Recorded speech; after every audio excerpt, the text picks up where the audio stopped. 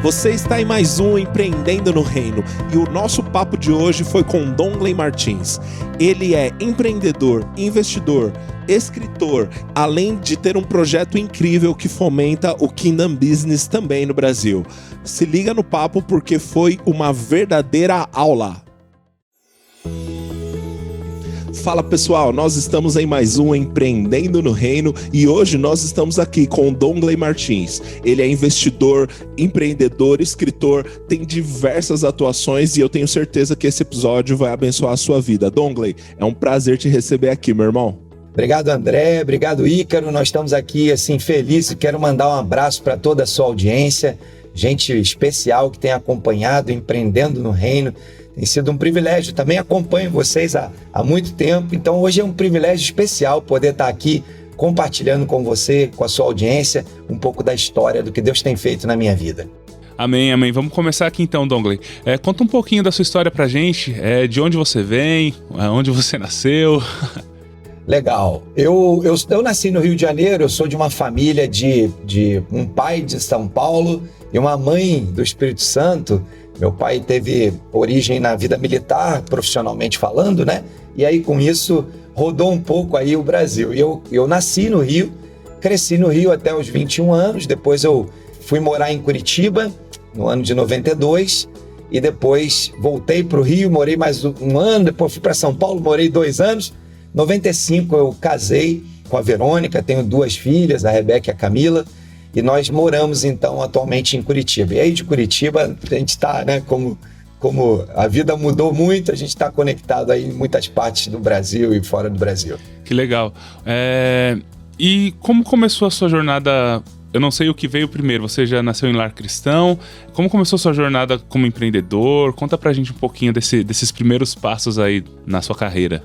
Legal, vamos lá. Eu tenho um irmão que é mais velho do que eu, 6 anos. E isso, de certa forma, foi uma mola propulsora para a minha vida empreendedora. Meu irmão mais velho, ele sempre foi comerciante, sempre gostou do negócio, do mundo do comércio. Então, ele tinha negócios ali e, por conta da diferença de idade, isso gerou em nós uma sinergia, eu pude aprender com ele. Minha mãe também tinha um viés empreendedor, né? Naquela época, era muito necessário complementar a renda familiar, né? Meu pai, como eu disse, tinha uma carreira militar. Minha mãe, então, complementava a renda vendendo roupa. Ela era como muitas mulheres e muitos homens no Brasil, por aí afora, todos esses cantos do nosso país, que compram e revendem coisas. Então, ela fez isso muitos anos. E eu cresci vendo isso, compramos a nossa casa assim. Então, eu venho de uma família simples, que tinha esse viés empreendedor, e eu pude aprender com eles. Então, ali por cerca de 14 anos, eu comecei o meu primeiro empreendimento com meu irmão. A minha vida profissional está dividida em 3 grandes blocos. É interessante como Deus construiu e conduziu isso, né? Os meus primeiros 15 anos de vida foram empreendendo. Então, dali dos 14 aos 29, eu empreendi 4 negócios. O primeiro negócio foi um negócio de bijuterias, e até curioso assim, porque a gente comprava no matadouro o chifre do boi e transformava aquele produto bruto, que às vezes ninguém dá muito valor e nem percebe as oportunidades, e por aí pode ser talvez a inspiração para muita gente empreender. A gente comprava aquele produto, lavava, limpava, aplicava alguns produtos, cortava ele, transformava ele numa chapa, ele virava uma espécie de um plástico. Então ali a gente cortava brinco, fazia anel, fazia prendedores de cabelo, Rapaz. Peças para compor colares. Era uma coisa muito diferente. E a gente vendia nas feiras de artesanato, vendia na igreja, vendia na vila, né? E assim foi o começo de tudo. E aí depois eu empreendi montando uma fábrica de camisas. A minha formação técnica, na fase da minha escola técnica, foi na indústria têxtil. Então eu acabei usando isso como base de conhecimento para fazer uma pequena fabriqueta ali, né? Comprava o tecido, cortava as camisas, mandava numa facção, costurava, vendia na igreja, vendia na faculdade, vendia para os amigos. E com isso eu fui, né, empreendendo. Depois disso a gente comprou um negócio na área de comida, né? Meu irmão tinha um restaurante, eu ajudava ele. E aí a gente comprou uma casa do pastel, um quiosque. Lá no Rio de Janeiro é muito comum esses quiosques na rua, né? Uhum. E, cara, foi incrível como Deus fez coisas incríveis nesse tempo. A gente chegava a vender 1.500, 2.000 pastéis por dia. Nossa. Foi uma fase, assim, muito joia do empreendedorismo, né? Comprei meus primeiros ativos, um carro, uma moto, e assim, né? Jovem, né? Com aquela necessidade de se mover e tudo mais. Então foi legal. E aí, em 92, eu me mudei para Curitiba. Meu irmão mais velho passou por um processo de dificuldade no casamento, veio morar em Curitiba em 91, e a gente tinha uma ligação muito grande, a gente tinha empreendido várias vezes juntos, e ele falava, cara, Curitiba é muito bom para viver, vem para cá, vem conhecer pelo menos, né? E a indústria têxtil, ela crescia em Santa Catarina, era o maior parque têxtil do Brasil naquela época, no início dos anos 90. E eu pensava, ok, eu vou para Curitiba, se por acaso o empreendedorismo não der certo, eu vou arrumar um emprego em Santa Catarina, né? Bom, cheguei aqui em 92, nós começamos a empreender uma empresa de logística de pequenas encomendas, mal comparando, poderia ser o Sedex, a FedEx, a DHL, né? E a gente começa esse negócio, eu, o meu irmão e um carro que a gente tinha por apelido Tétano, porque é tão velhinho, tão enferrujadinho, que se encostasse de mau jeito, capaz do cara ter que tomar uma vacina, né? Mas a gente começa esse empreendimento e Deus foi maravilhoso conosco, nos deu o privilégio de 92 a 99, sair de eu, ele e o Tétano, carinhoso Tétano, para uma empresa de 350 funcionários. Uau. A gente tinha escritórios no Rio, em São Paulo. Nós operamos, assim, de forma importante, a gente era o maior embarcador de pequenas encomendas na DHL no sul do Brasil. A gente passou por um processo de fusão em 96 com uma empresa de motoboy. Mal comparando, porque aquela é uma outra época e não dá nem para comparar, mas mal comparando, nós seríamos uma espécie de Rappi, de Log, de James daquela época, trazendo para os dias de hoje. Então nós tínhamos isso, nós entregávamos encomendas 24 horas, 7 dias por semana, tínhamos uma dinâmica alucinante. Então essa é a minha história empreendedora, né? Todo esse período até 99, quando nós fomos comprados por um grupo, e a brincadeira interna, se eu soubesse o que eu sei hoje, há uns anos atrás, não teria vendido, mas nós fomos comprados por um grupo, e aí começa a segunda fase da minha vida profissional. Eu tinha 29 para 30 anos, tinha passado por uma fusão, uma aquisição, um processo de due diligence, para quem está no mundo mais estruturado entende isso, mas é basicamente alguém que os advogados da empresa que está comprando visitam para ver se está tudo ok, pede um monte de documento, aquela história toda. E eu tinha aprendido um conjunto de coisas, e um amigo então da igreja que era diretor de uma empresa de consultoria e auditoria, me chamou e falou, cara, me ajuda aqui a ajudar umas empresas. Cara, eu tinha 29 anos, tinha vendido uma empresa naquela época, não era que nem hoje, que os negócios são milionários, né? Sim. Organizamos a vida, fizemos alguns investimentos, mas eu tinha que trabalhar, tinha 29 para 30 anos, não dava para fazer nada, né? Então eu fui, com isso eu fui para a vida executiva e comecei então a ajudar empresários a reestruturarem suas empresas. E eu fiquei 15 anos fazendo isso. Passei por várias empresas em vários setores, atuei no setor de metal mecânica, alimento, vidro, serviços, vários setores, e fiquei então ali, eu ia para dentro dessas empresas, às vezes sentando na cadeira do gerente geral, do CEO, na cadeira de um diretor financeiro, depois eu conto um pouco das minhas formações, mas eu tenho um viés forte na área financeira, e aí eu ia para lá, ajudava os donos das empresas em geral a redesenharem as suas empresas. E aí 2015 encerra então esse ciclo. Era uma vida muito, muito alucinante, né? Trabalhava, 70, 80 horas por semana. Era uma loucura, né? E foi uma fase muito intensa. Minha esposa teve um problema de saúde crônico. Em 2015, esse processo começa então a se agravar, a gente começa a perceber, e eu então decidi, orando, conversando com Deus, né? E conversando com a minha família, que era a hora de estar mais perto de casa. E aí começa um terceiro ciclo, onde o Senhor também está conduzindo para um projeto que era um sonho de 20 anos atrás, que era trabalhar com investimentos, com o propósito, firme propósito, de desenvolver um negócio que pudesse influenciar empreendedores e investir em empresas do reino. Que legal. E aí eu fui trabalhar num fundo de investimentos. Então fiquei 3 anos ali, até 2018, e aí o Senhor me chamou mais uma vez e falou, cara, hora de empreender. E aí eu fundo o Goods Capital, que é, né, junto com um amigo, que é hoje uma SA de participações, que compra participações em startups na fase seed e pré-seed. E aí depois eu posso explicar um pouco para vocês melhor, né, como é que funciona esse mundo das startups. Talvez os ouvintes, né, possam ter aí interesse nesse tema, a gente pode compartilhar um pouco dele. Mas, Ícaro, então essa é a história. Aí já se vão 35 anos aproximadamente de vida profissional, que vai se mesclar com escrever 2 livros, vai se mesclar com, nesse período empreendedor ali, intraempreendedor, né, que eu chamo, que eu tive dentro das empresas. Eu fiquei 3 anos no ministério, em quase tempo integral, na igreja local. Eu sou membro da Igreja Batista do Bacaxeri, em Curitiba. A gente chama hoje de IBB, né? E aí tive ali ajudando a estruturar os ministérios de administração, finanças. Começamos algumas ONGs para apoiar os ministérios da igreja. Então, essa dinâmica empreendedora sempre se mesclou com essa visão de expansão do reino através do mundo do trabalho. E aí também eu posso depois compartilhar um pouco com vocês sobre isso. São várias vertentes aí da minha história. Que incrível.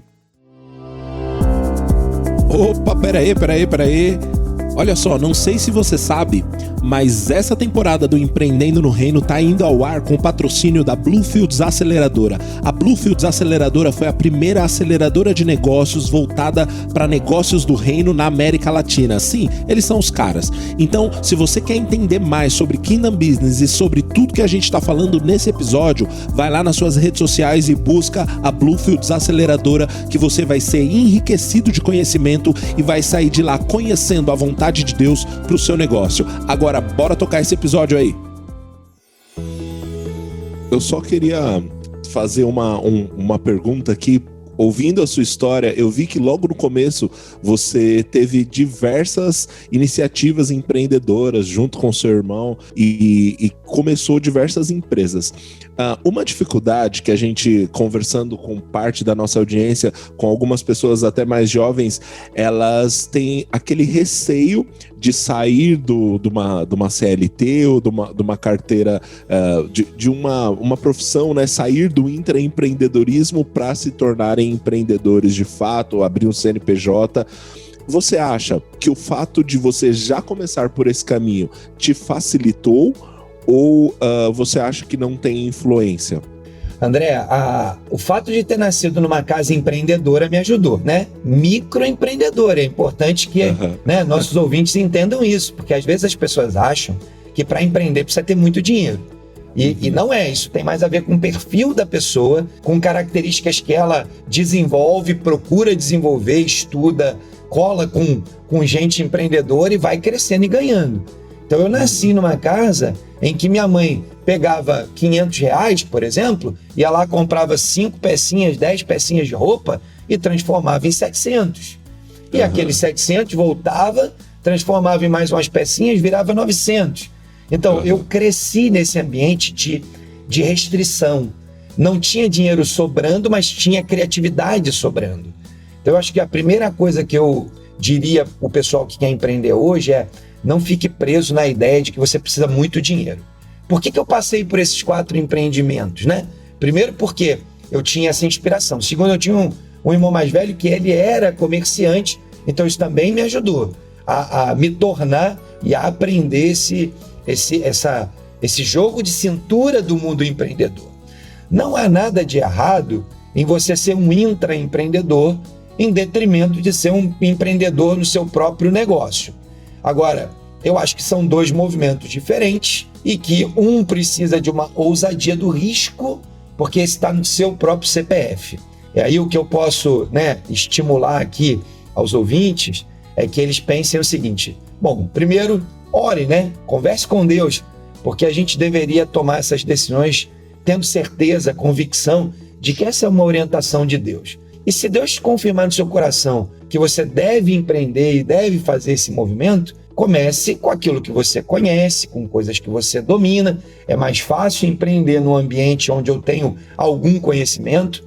Hoje, esse movimento das startups tem facilitado demais a vida daquele que quer começar a empreender, né? Então, de forma pragmática, empreender é tomar risco. Empreender é olhar para um futuro que ninguém vê, só você, e tomar as ações no curto, médio e longo prazo para construir. Quando eu comecei aquele negócio com meu irmão, eu, ele e o Tétano, cara, eu nunca imaginava que eu ia ter 350 funcionários, uma empresa, né, operando no Brasil, mandando material para fora do Brasil, mas a gente tinha um sonho, a gente acreditava que aquilo era possível. E a gente começou trocando almoço por janta. Não tem glamour nessa história não, né? Isso é uma outra conversa, para talvez uma outra prosa, mas olha, a gente trocava almoço por janta, é assim mesmo, não tinha... A primeira vez que a gente consegue comprar uma roupa, porque a gente veio do Rio para Curitiba é uma cidade mais conservadora. A gente veio do Rio para Curitiba e a única camisa que eu tinha para ir visitar um cliente era camisa de manga curta, mais esportiva, calça jeans. Chegamos aqui, né, o pessoal se vestia mais social, a gente não tinha dinheiro para comprar uma roupa.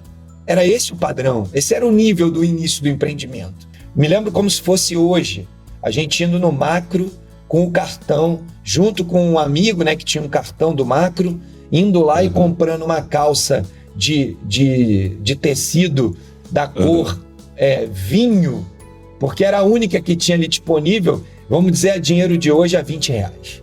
E uma camisa de manga comprida, né, para usar com a calça social para visitar os clientes e não ter aquele olhar discriminatório de cima e baixo, né? Mas essa é a jornada do empreendedor. O empreendedor precisa ter essa altivez de falar, puxa, eu vou dar passos ousados e o Senhor vai completar a obra, né? Um trabalho junto, né? Um trabalho em parceria, porque Deus tem todo o interesse em fazer empreendimentos prosperarem para a glória dele, né? Então não tenho dúvida de que dá para começar de forma simples, sem nenhuma dificuldade. Que incrível. Aproveitando aqui, eu queria colocar mais uma pergunta. Em algum momento você falou do processo de M&A, né? Da venda da sua primeira não, mas dessa empresa de logística, né? Que nasceu com essa sociedade, você, seu irmão e o famoso Tétano. E você falou sobre os aprendizados que você teve no processo de due diligence, em todo esse processo que a gente sabe que é bastante trabalhoso, né? É uma realização por um empreendedor, mas gera diversos aprendizados. Eu gostaria que você falasse um pouco sobre o nível de aprendizados que você obteve com mão na massa, com prática, que foi de fato estar dentro de um processo de due diligence e do processo de M&A, e a diferença disso para o aprendizado mais acadêmico, né? Porque eu me deparo às vezes conversando com alguns empreendedores que eles falam, nunca estudei sobre isso. E muita gente muito boa, como é o seu caso, aprendeu na raça, fazendo, quando já estava lá dentro. Gostaria que você falasse um pouco sobre isso. Muito legal, isso é joia e até inspirador. Eu construí a minha carreira até aquele período sem nunca ter feito a faculdade completa, né? Eu terminei o meu curso técnico em 88, fiz um vestibular na época Gama Filho, né? Uma faculdade boa lá no Rio. Entrei para fazer o meu curso de administração em 1990 e lembra que em 92 eu vim para Curitiba. Então, estudei 2 anos lá na Gama Filho, tive que trancar minha matrícula para vir para Curitiba. Quando cheguei em Curitiba, começo do empreendimento, lembra que eu comentei que trocava almoço por janta? Não tinha dinheiro para pagar uma faculdade. Demorou pelo menos 5 anos até que eu pudesse voltar a pensar nesse assunto. E aí, 5 anos depois, a minha grade lá da Gama Filho já não valia mais. Né? As faculdades foram mudando muito nesses anos, e aí é como se eu tivesse voltado para o zero. Entrei numa outra faculdade aqui, fiz mais 1 ano, aí tive que parar porque o negócio cresceu, tive que morar no Rio de volta. Depois São Paulo. Em São Paulo fui na Mackenzie, e aí eu vou fazer aqui só queria fazer essa introdução para dizer... Assim, eu fiz a minha primeira graduação aos 40 anos, eu concluí a minha graduação. Mas olha que incrível, eu sempre fui um cara que gostei de estudar. E apesar de ter uma restrição, porque a graduação me impedia de fazer pós, por exemplo, eu fui fazer um curso, um MBA em gestão executiva pelo IBMEC. Como aluno convidado, dado o fato de que eu sempre estudei paralelamente. E que eu tinha um conhecimento amplo, tinha passado por essa experiência da fusão, da aquisição, por todos os projetos profissionais que eu tinha vivido na minha vida, eu fui aceito como aluno convidado. Eu não ia receber a minha graduação lá no MBA até que eu tivesse a graduação para poder cumprir o protocolo do MEC. Mas eu fui lá, eu cavei isso, né? Eu tinha um amigo que era amigo de um diretor e tal. Eu falei, cara, eu preciso estudar, eu gosto de estudar. Me ajuda. Ele foi lá, me apresentou para o diretor. Esse cara fez uma entrevista comigo e falou, ó, posso te aceitar como aluno convidado. Então aqui eu queria estimular, né, as pessoas a que elas não parassem por conta de uma barreira. A barreira ali era o diploma do MEC. Eu estudei 5 anos administração de empresas sem conseguir concluir o meu diploma. E aí, por causa disso, o que eu fiz? Eu fiz uma formação tecnológica, um tecnólogo em gestão de recursos humanos. Bom, agora eu dito isso, né, eu vou te contar um pouco da cronologia. Então, 90 eu vou pela primeira vez, depois de ter terminado o meu tecnológico na indústria têxtil, eu vou para a faculdade e entro então nessa jornada de formação. O que aconteceu? À medida que eu ia sendo demandado profissionalmente, eu ia procurando os cursos livres. Então fiz curso de avaliação de balanço, fluxo de caixa, gestão de pessoas, como liderar pessoas. E eu fiz uma dezena de cursos por aí. E vamos lembrar, André, que não era na época do mundo digital, né? Hoje em dia eu acho que eu teria uns 100 cursos no meu currículo. Era na época que você tinha que ir para uma sala de aula, né? Então, eu estudei várias coisas do mundo empreendedor, do mundo empresarial. À medida que a demanda ia surgindo, eu ia procurando a formação. O que aconteceu é que, lembra que eu comentei que eu fiquei 3 anos ali, mais ou menos, tempo integral no ministério dentro da igreja? Naquele período foi uma bênção de Deus, porque naquele ano eu pude concluir aquela formação tecnológica que me deu direito de, mesmo eu tendo sido convidado, né, feito o curso lá, o MBA como aluno convidado, de ir lá e certificar e pegar o meu diploma. Então hoje eu tenho uma formação prática em administração de empresas, porque fiz 5 anos sem pegar o meu diploma. Eu tenho uma formação em gestão de recursos humanos, de graduação. Eu tenho uma formação, um MBA em gestão executiva pelo IBMEC. Eu tenho um outro MBA em controladoria e finanças pela Faculdade da Indústria. Então, veja como que Deus faz coisas extraordinárias. Tudo isso se desencadeou porque eu nunca parei de estudar. Eu sempre gostei de ler, de assistir uma palestra, de participar de um workshop.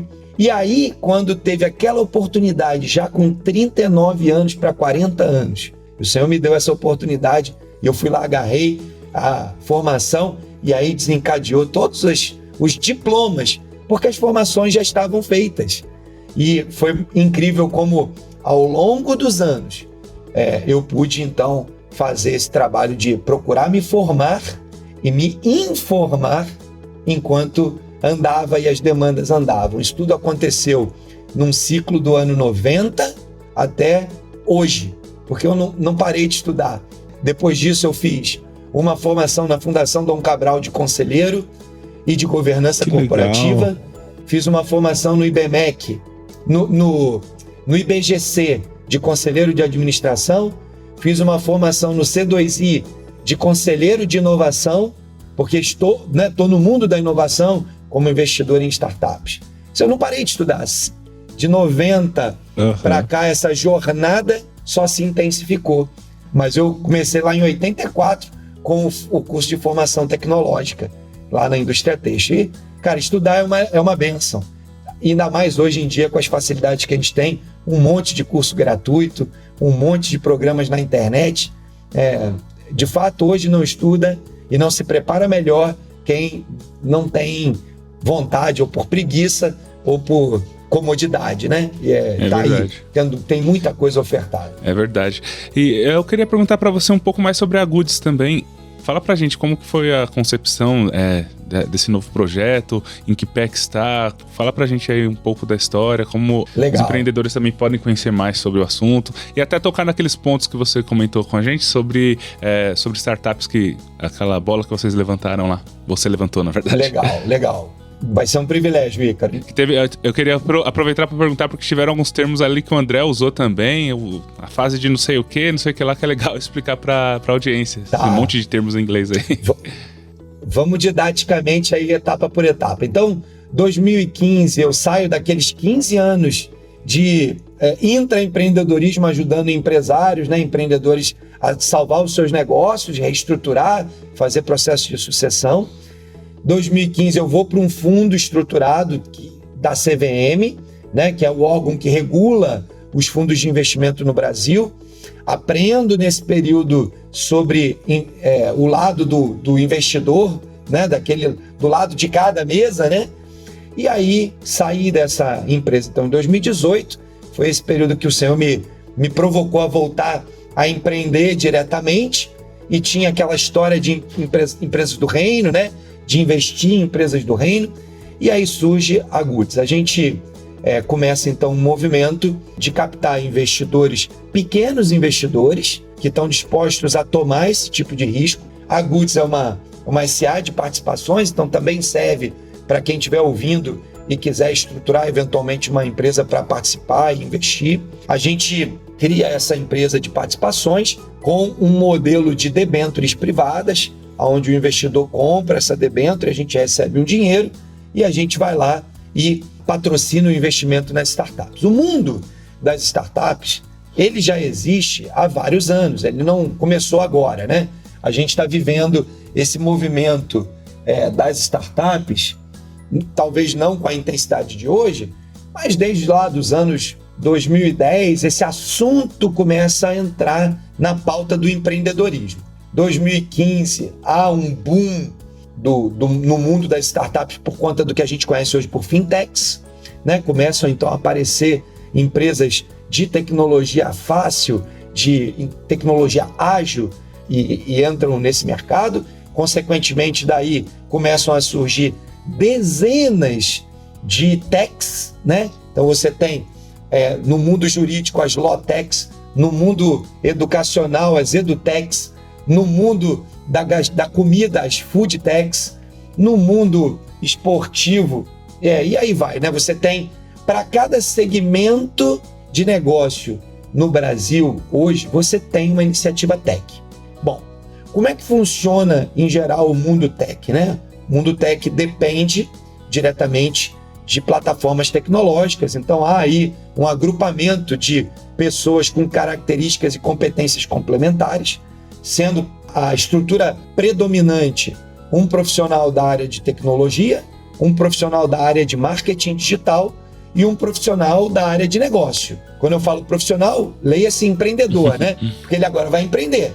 E assim como as empresas tradicionais ou lineares, como o pessoal costuma chamar, da economia tradicional, as empresas tech são empreendimentos que têm seus riscos, que morrem no caminho, igual qualquer outra. Talvez a grande principal diferença é que uma está baseada em tecnologia, e a tecnologia muda muito rapidamente, e a outra, aquelas da estatística do Sebrae, que a gente conhece, 90% morrem em tantos anos, 95% em mais um ano, e assim, as startups também são assim. A diferença é que talvez ela não demore nem 2 anos para morrer, se ela não for uma empresa que está alinhada com uma necessidade do mercado. E aí, no mundo tech, tem algumas vantagens, que a gente chama, por exemplo, de pivotar uma ideia. Ele tenta uma ideia, monta ali um teste, um MVP, que é o mínimo produto viável, ele testa esse MVP e, se não der certo, ele dá uma mudada, faz um ajuste e testa de novo. Então, o mundo das startups, ele começa assim, Ícaro. Ele vai de um grupo que se reúne de empreendedores com características complementares, ele vai no mercado, pergunta para o mercado se ele está disposto a consumir aquele produto que resolve uma dor, né? O cliente está sentindo uma dor. Vamos pegar o exemplo de um banco tecnológico, não vamos fazer propaganda, mas não é de um banco aqui que todo mundo conhece, tem um cartão roxinho. O que eles perceberam, né? Tem uma oportunidade e uma dor que o consumidor está tendo. É muito burocrático resolver problemas com cartão de crédito. Você ficava naquela espera, ouvindo por Elise, horas, se você ficasse ali disposto a esperar. Hoje você resolve tudo sem falar com ninguém, clicando um botão, tocando num teclado e resolvendo sua vida inteira da sua relação com o cartão de crédito. Então, essa é a dinâmica. Aonde entra o Goods Capital nisso? Então, nós somos um fundo que atua, né? Mas uma empresa de participações. A gente chama carinhosamente de fundo porque é um investimento, mas é uma empresa de participações. É uma empresa de participações que ela fica de olho naqueles empreendedores que começaram aqui com seu próprio dinheiro, o dinheiro da família e dos amigos. Há uma brincadeira interna nesse mercado que diz que essa fase é a fase do bootstrapping, ou andando com as suas próprias pernas, ou ainda o triplo B, né? Amigos, famílias e bobos, né? Que botam dinheiro numa ideia maluca que ninguém sabe se vai dar certo, tomando todo o risco de perder o dinheiro. Então, é a fase mais inicial de tudo, que começa ali com aquela ideia e com aquele teste de um mínimo produto viável. Depois a gente vai para uma fase que a gente chama de anjo, e aí já existem anjos profissionais, investidores individuais, sindicatos de anjos, ou seja, um grupo de anjos que se junta e que faz investimentos. A gente depois vai encontrar a terceira fase, que é a fase pré-seed, que já são normalmente ou anjos especializados, mais empresas de participação, fundos de investimentos que começam a investir. Depois a fase seed, a série A, a série B, C, D, até o IPO, que é quando ele vai abrir, né, vai vender uma parte da sua empresa para investidores na Bolsa de Valores, para simplificar o entendimento de quem não está muito acostumado com esses nomes. Então, Ícaro, essa é a sequência dos passos que ele vai passar. E aí, para cada etapa dessa, existem características, volume de dinheiro, existem fases que a empresa tem que estar para que o investidor se atraia por fazer esse investimento. Entendi. Se você quiser aprofundar um pouco mais... O que a gente pode combinar é fazer depois um evento para a gente destrinchar isso daí de forma mais detalhada, mais didática também. Privilégio. Eu queria perguntar para você o seguinte, nesses pontos que você explicou para a gente da jornada de uma startup, né? A Goods, ela entra em qual desses pontos, a atuação dela? Pré-seed, na fase pré-seed e seed. Em geral, é nessa fase que a gente entra fazendo os aportes. O Goods, ele faz investimentos que vão de 500 a 1 milhão, então a startup precisa estar um pouco mais madura para chegar na fase de alcançar esses recursos. Lá no comecinho, às vezes ele com 10 mil reais ele testa uma hipótese e testa um possível MVP. Depois ele vai para uma outra fase com 100, 200, 300 mil, ele já testa o protótipo do produto mesmo. Depois ele vai para uma outra fase, aí já talvez 500, 800 mil, e assim ele vai andando de fase em fase, e aí tem um monte de detalhezinhos. Como você falou, a gente pode combinar uma fala só para explicar para a galera que quer saber como é que é o mundo das startups, a gente pode aí detalhar bastante. Com certeza. Tem muitos pormenores ali que o cara precisa estar atento para entrar nessa jornada. Precisa saber exatamente onde está entrando, quais são as expectativas também de um investidor. Eu entendo que isso é importante para um empreendedor, principalmente nessa área tecnológica, saber o que aguarda ele, né? E o que o mercado como um todo espera dele também, né? Eu queria perguntar um pouco para você também sobre a sua atuação eclesiástica hoje. Como é que é a sua atuação, os projetos que você tem na igreja, os outros projetos extra, igreja local também? Fala pra gente um pouquinho sobre isso daí. Legal. Cara, assim, eu nasci num lar cristão, né, de família presbiteriana, tradicionalmente presbiteriana, gerações. Tive esse privilégio de nascer num lar cristão. Eu cresci, então, ali no Rio de Janeiro, em Marechal Hermes, na igreja presbiteriana de Marechal Hermes, e quando eu vim morar em Curitiba, eu já namorava minha esposa hoje, né? E ela é de família batista. Nós, então, nesse processo de namorar, noivar e casar, quando eu vim para Curitiba, naturalmente eu procurei ali a igreja presbiteriana, senti um pouco de diferença de contexto de culto, né, do jeitão. Acabei procurando uma outra igreja. Nesse processo, minha cunhada me apresenta, né, uma igreja batista aqui em Curitiba, que é essa que eu frequento até hoje. E ali, então, eu continuei os ministérios que eu sempre fiz. Eu sempre fui um cara ligado com adolescentes e jovens. Lá Legal. No passado, fui líder de adolescentes, líder de juventude. Depois, um pouco mais velho, antes de vir do Rio para cá, professor da turminha, né? Atuando ali diretamente com esse grupo na igreja. Quando eu vim para Curitiba, me mantive envolvido com esse grupo até minhas filhas nascerem, e aí eu me envolver com outros ministérios na igreja.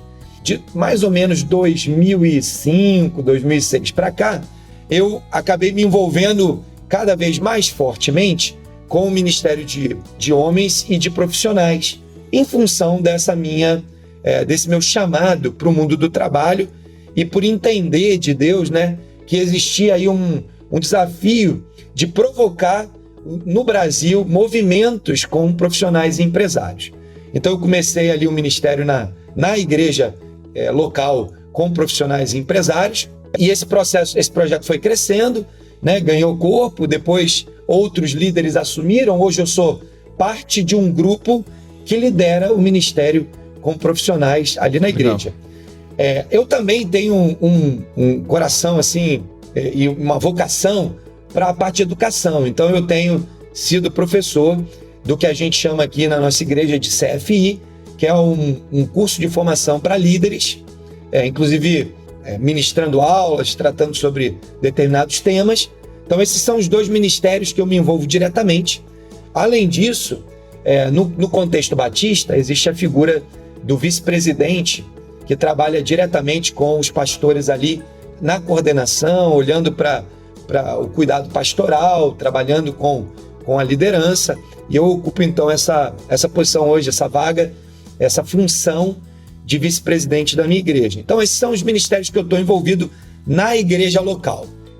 Nesses últimos anos, particularmente nos últimos 10 anos, 15 anos, com esse envolvimento no mundo profissional e pensando ministérios para profissionais, o Espírito Santo tem incomodado meu coração a mobilizar, né, pessoas para isso. Então, ao longo do tempo, eu me envolvi em vários ministérios para-eclesiásticos que tratam desse assunto do mundo empresarial. Acompanhei muitos deles, participei de ministérios em outras igrejas ajudando, participando ativamente, né? Sempre fui um ativista desse movimento com empreendedores cristãos. No ano de 2018, o C12 chegou ao Brasil, né? O C12 é um empreendimento nos Estados Unidos que cuida de empresários, de fundadores de empresas cristãs, e aí tem uma metodologia também muito bacana para aquele empresário que talvez esteja de uma faixa empresarial para cima. Ele procura atender um nível de empreendedores, né? Então estou lá envolvido, sou membro do grupo fundador aqui no Brasil, junto com o Serginho, que é o chairman que trouxe o produto, trouxe esse movimento para o Brasil. Então estou lá apoiando, faço parte desse movimento, procuro mobilizar por cada canto do Brasil que eu vou, gente para se envolver com o C12. O C12 está se expandindo, já tem Curitiba, São Paulo, Maringá, Teresina, e está avançando, né? Esse ano vai ser ainda um ano de crescimento. Estou lá, então, apoiando. Eu também, no ano passado, vendo aí o processo da pandemia, fui desafiado pelo pastor Milton, da Junta de Missões Nacionais, sobre a possibilidade de ajudar os empreendedores no Brasil em função da crise que estava se instalando, né? Muita gente preocupada, desesperada por conta dos fechamentos, e nós começamos a orar, e durante 6 meses nós trabalhamos orando diariamente, conversando, discutindo, e nesse processo surge o Movimento Elo, do qual eu sou membro fundador e sou o embaixador, né? Vamos chamar assim. Eu tenho separado boa parte do meu tempo, equilibrado o meu pratinho de empreendedor, né? De conselheiro, de mentor de famílias empresárias, ajudando transição, sucessão familiar, com né, a minha atividade no Movimento Elo. Como embaixador, eu tenho conversado com igrejas no Brasil inteiro, igrejas que querem começar o seu movimento, né? A gente tem um livro que eu pude liderar e escrever, esse material está lá na página do Movimento Elo, né? Então é só entrar lá em movimentoelo.org.br e você vai conhecer o conteúdo do movimento. Tem muito conteúdo bom, material para download. Tem uma área de mentoria que a gente dá gratuitamente para empreendedores que querem saber como é que eles começam um movimento de empresa do reino no seu negócio. Também tem a oportunidade de pastores que querem começar um movimento com empresários na sua igreja. A gente dá uma mentoria para esses pastores também. Eu tenho ido pregar em igrejas pelo Brasil falando sobre esse movimento de empresários nas igrejas locais. A gente é 100% pró-igreja local. A gente acredita que esse tipo de movimento precisa acontecer na igreja local. Então a gente tem ajudado alguns pastores a darem o start com algumas ferramentas e, do outro lado, ajudado empreendedores. O Movimento Elo é um movimento de mobilização. Ele não é um movimento de execução, no sentido literal da palavra, de ir lá fazer dentro das empresas ou dentro das igrejas, mas ele é um movimento de mobilização que entrega ferramentas e que ajuda líderes a fazerem isso nesses dois ambientes, no mundo empresarial e no mundo eclesiástico.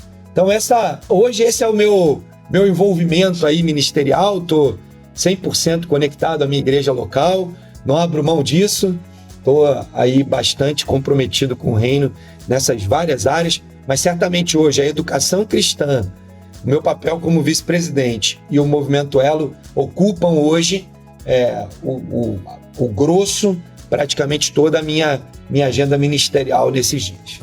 Uau, que incrível! E que agenda, hein? Falando nisso, né? Até já indo para uma parte mais final do nosso bate-papo, e tem tudo a ver com a questão da agenda. Nós queremos entender um pouquinho mais sobre a sua rotina, Dongley. Como você se organiza para equilibrar tantos pratos aí sem deixar nada cair no chão? Então, a gente não pode, né, André, esquecer. A gente se entusiasma com o assunto de empreendedorismo, né? Mas certamente o meu primeiro ministério é minha família. Eu não abro mão disso, né? Então, cuidar da minha esposa, das minhas filhas, ser o sacerdote da minha casa e, junto com a minha esposa, liderar e conduzir minha família nos caminhos do Senhor e garantir um legado para as próximas gerações. Eu acredito que esse é, de fato, o meu papel principal aqui, ministerial, fora, obviamente, a minha relação com Deus diária, meu tempo com Ele, que também não abro mão. Mas pensando em termos estruturais, né, eu diria assim, minha agenda está dividida em separar um tempo diário para ter intimidade com Deus, através da leitura da palavra, da oração, né, e de ficar aqui em comunhão com Ele, às vezes um tempo de adoração, de ouvir uma música.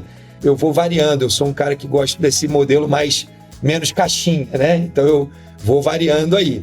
Além disso, então, um tempo para cuidar e acompanhar a minha família.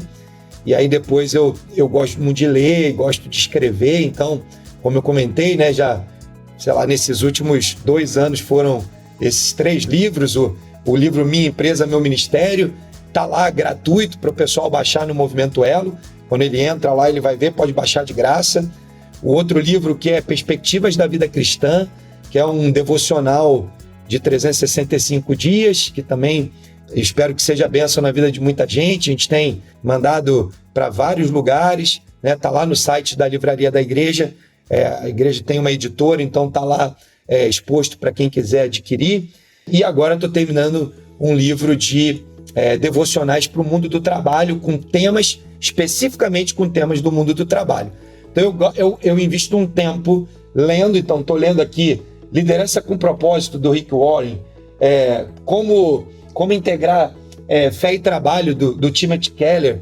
Estou lendo Empreendedores, do Arão Henrique. Estou estudando um outro livro que é Marcas de uma Igreja Saudável. Então, assim, eu simultaneamente aqui estou lendo, fica aqui em cima da minha mesa. Cada dia eu vou consumindo, buscando um pouco de conhecimento de cada um. Então, a minha rotina passa por isso. E, obviamente, as agendas aí de trabalho. Eu tenho agendas presenciais nas empresas que eu faço essa mentoria de sucessão familiar e tenho as agendas digitais das startups. Então, meu dia é um dia longo em geral, mas um dia bem equilibrado nas divisões dos tempos para que eu possa cumprir cada uma dessas coisas, né? Eu gosto de levantar cedo, em geral, às vezes um dia ou outro não tão cedão, mas em geral 6, 7 horas eu gosto de estar de pé. Não é tão cedo para outros, né? Que turma das 5, né? Mas aqui é mais frio em Curitiba, né? Então eu levanto, já vou aí para as minhas rotinas. Agora com a pandemia almoço com a minha família todos os dias, a gente tem um tempo de orar junto à noite. E aí vai, né? Cada um tem que usar. Eu gosto das ferramentas de organização, eu uso meu Outlook, eu uso meu Google Agendas e vou com isso ajudando a organizar para não perder, né, as atividades, porque são muitas delas, né? Então, ferramentas assim têm me ajudado. Eu uso o Calendly para fazer agendas com outros. Hoje a gente tem o privilégio de ter muitas ferramentas digitais que nos ajudam a organizar o nosso dia e fazer dele um dia mais produtivo. E me fala uma coisa. Ó, antes do Ícaro perguntar, gente, é importante... A gente ia fazer 4 perguntas aqui. Rotina, o que você tá lendo, ferramentas. Você respondeu a rotina, já o que você tá lendo e já as ferramentas. A gente tava aqui pensando, cara, será que ele vai responder a quarta também? Ô André, então, como ele não respondeu... Não tem como você falar de rotina sem envolver, né, o que você tá fazendo, né? E leitura, para quem gosta, não tem como sair da rotina. Verdade. E aí as ferramentas te ajudam a organizar um pouco o seu dia. Senão não dá conta. Se você tivesse dito, eis que te digo, cara, eu ia acreditar, porque foi impressionante como você foi respondendo cada pergunta. Ó, antes que ele responda essa daqui, deixa eu perguntar. Fala pra gente quais são suas fontes de informação, assim, pra se manter informado tanto do mercado quanto fontes de informação gerais, assim, da vida, né? Legal. Bom, eu acho que assim, a primeira fonte de informação da minha vida é a Bíblia, né? Eu não consigo tomar muitas decisões sem a palavra. E para mim, né, o cristão comprometido com o reino, com as coisas do Senhor, ele precisa, antes de qualquer outra fonte de informação, buscar sabedoria na palavra, né? Vamos lembrar de Salomão, que, né, toma decisões incríveis, o cara mais rico do mundo, o reino mais bem-sucedido do mundo, da história. Se você trouxer valor presente aquilo que ele construiu naquela época, ele seria a maior fortuna do mundo, né? Baseado apenas em pedir sabedoria de Deus, né?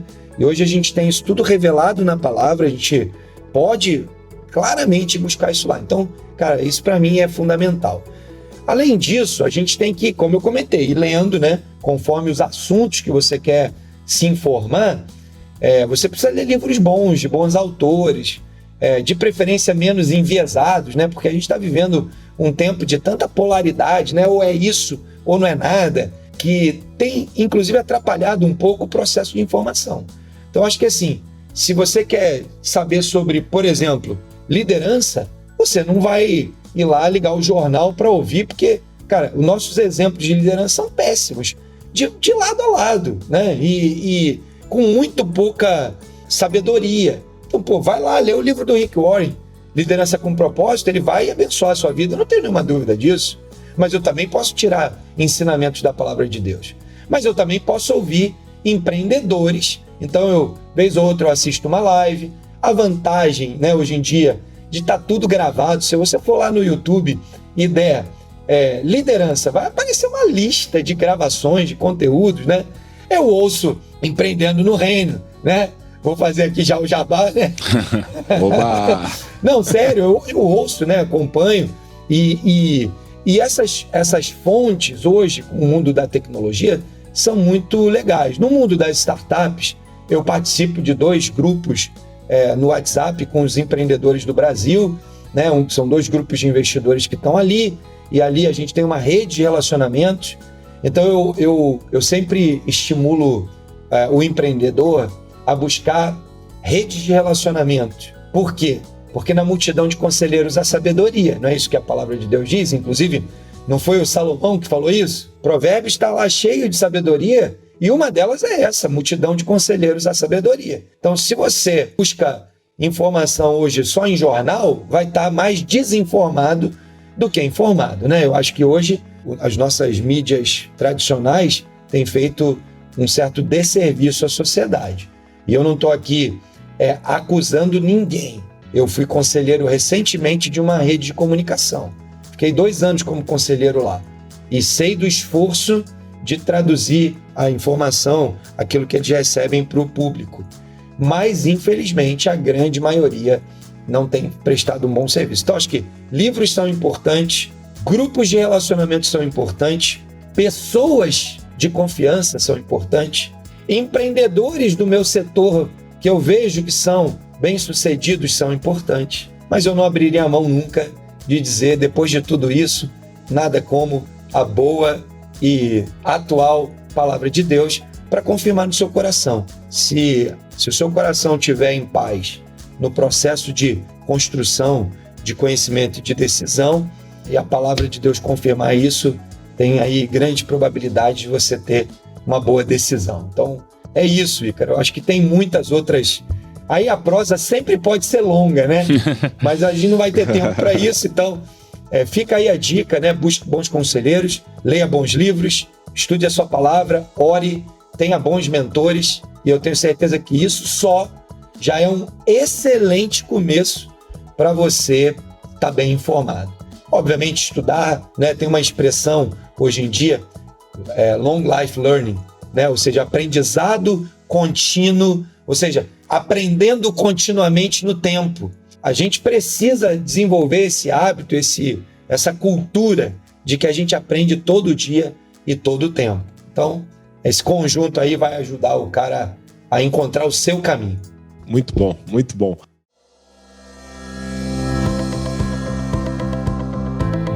Dongley, que aula incrível, tantos temas tão importantes, e a gente sabe que se deixasse a gente poderia se aprofundar em tantos deles, né? Mas muito obrigado, meu irmão. Como que nossa audiência te encontra? Já lembrando aqui, pessoal, vai estar no link, na descrição desse episódio, o link do Movimento Elo, o link para o livro que está lá dentro do site do Movimento, então acompanha lá. Mas Dongley, como o pessoal se conecta com você, como o pessoal te encontra nas redes sociais? Bom, eu sou mais assíduo no LinkedIn, em função da minha relação com o mundo profissional, né? E você pode entrar lá no LinkedIn /Dongley Martins, que eu vou estar lá, né? E não deve ter muitos Dongleys no Brasil, né? Até onde eu sei, não tem muitos. Também estou lá no Instagram e estou lá no Facebook, mas sinceramente, André, até já antecipando aí para a audiência, né? Eu não sou um aficionado desse ambiente aí. Então, estou lá, acompanho. Eu sou mais usuário do que gerador de conteúdos lá. Sim. Então, se você quiser me acompanhar mais no LinkedIn, vai ser mais fácil. Legal. Muito bom. Dongley, muito obrigado, meu irmão. Obrigado pela generosidade, pelo seu tempo de abençoar a nossa audiência. Você, pessoal, que ouviu até aqui, se inscreva no nosso podcast, avalie a gente na plataforma que você utiliza para ouvir podcast e nos vemos na próxima terça-feira. Valeu, pessoal. Valeu, pessoal. Tchau, tchau.